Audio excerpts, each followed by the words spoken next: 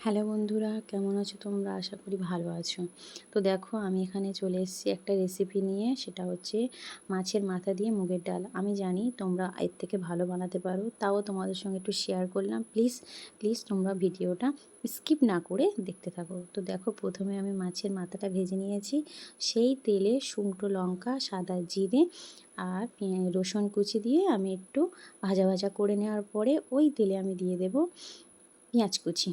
পেঁয়াজটা দেওয়ার পরে অল্প সামান্য একটু নুন দিয়ে, মানে যাতে পেঁয়াজটা একটু নরম হয়ে যায়। তো তারপর দেখো, আমি দিয়ে দেব টমেটো কুচি। টমেটো কুচিটা দেওয়ার পরে একটু সামান্য নাড়িয়ে চাড়িয়ে একে একে আমি সব মশলাগুলো অ্যাড করব। তো দেখো, এখানে টমেটোটা অল্প নরম হয়ে গেছে।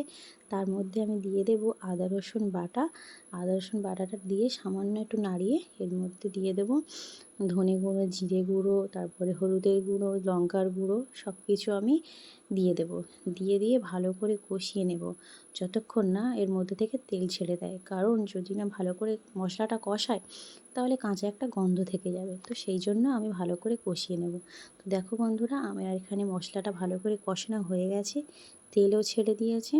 তো এর মধ্যে আমি দিয়ে দেবো মাছের মাথা। দেখো, আমি মাছের মাথাটা দিয়ে দিয়েছি। দিয়ে এই মশলাটার মধ্যে মাছের মাথাটা ভালো করে মাখিয়ে নেব। দেখো, ভালো করে নাড়ানাড়ি করে মাখিয়ে নিলাম।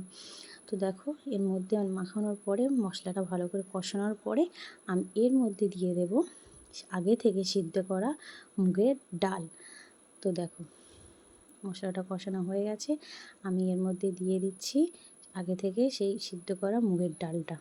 দেখো, ব্যাস দিয়ে দিলাম।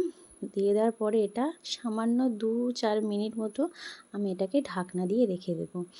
তো দেখো, আমি এটা ঢাকনা দিয়ে রেখে দিয়ে তোমাদের সঙ্গে ফিরে আসি। তো দেখো, 5 মিনিট পরে দেখো আমারটা হয়েও এসছে। আমি এর মধ্যে দিয়ে দিলাম একটা কাঁচা লঙ্কা মাঝখান থেকে কেটে দিলাম। তারপরে দেবো এর মধ্যে ধনেপাতা কুচি, টেস্টটা আরও বাড়ানোর জন্য। তো যাই হোক, তারপরে এর মধ্যে দিয়ে দেবো আমি হাফ চামচ মতো বা 1 চামচ মতো ঘি, যেটা যে যার পছন্দ, এটা অপশানাল, ঠিক আছে? তো আমি এখানে দিয়ে দিলাম ঘিটা, যাতে টেস্টটা একটু দ্বিগুণ হয়। তো যাই হোক, আমার এই পর্যন্ত ছিল রান্নাটা। তো কেমন লাগলো জানিও। টাটা বন্ধুরা।